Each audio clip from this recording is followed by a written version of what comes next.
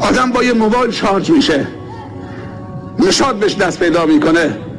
اما جوانهای ما موبایل دستشونه، یه خط 700,000 تومان، 800,000 تومان، 300,000 تومان گوشی خریدن که فقط عکس لختی رد و بدل بکنه. یعنی این موبایل برای نابود کردن اخلاقه.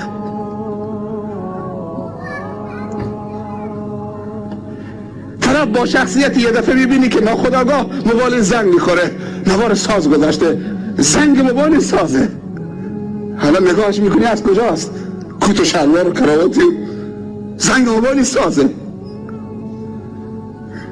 همه نگاه میکنن تو هواپیما، تو فلان، تو ماشین، تو ایستگاه فلان، تو فرودگاه. این بعضی موقع دیگه فراموش میکنه سر نماز هم بازه. باور بکنید تو نماز جمعه یک دفعه موبایل زنگ خورده که داره جاز میزنه تو صف نماز.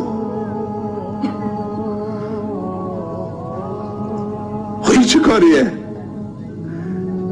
1,000,000 تومان دادید، ولی ما عادت میکنیم که وقتی درد و مشکلات ما را میگن میخندیم، فکر میکنیم جوک داره میگن.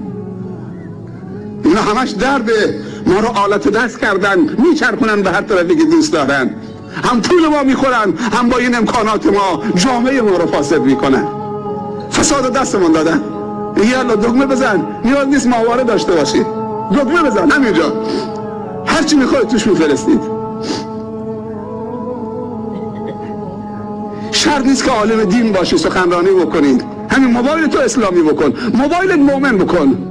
امروز شیطان خیلی حرفه‌ایه، مثل شیطان 300 سال پیش نیست که زمان اولاغ بوده. امروز شیطان موبایل دستشه، امروز شیطان ماهواره در اختیارشه، امروز شیطان انگلیسی داره صحبت میکنه، امروز شیطان هنرهای نازیبا رو زیبا جلوه میدهد.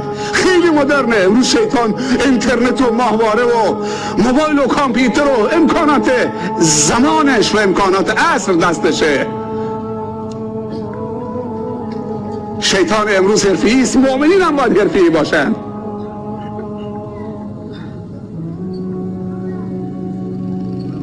با همین موبایل در 1 ساعت جلوگیری از 4 تا خودکشی شده با همین موبایل. چقدر سوال شرعی دارن، تو اون گوشی دنیاست نمیخواد ببینیدش، زنگ میزنه این مشکل دارم راهنمایی میکن. موبایل شده وسیله راهنمایی و نجات و ارشاد.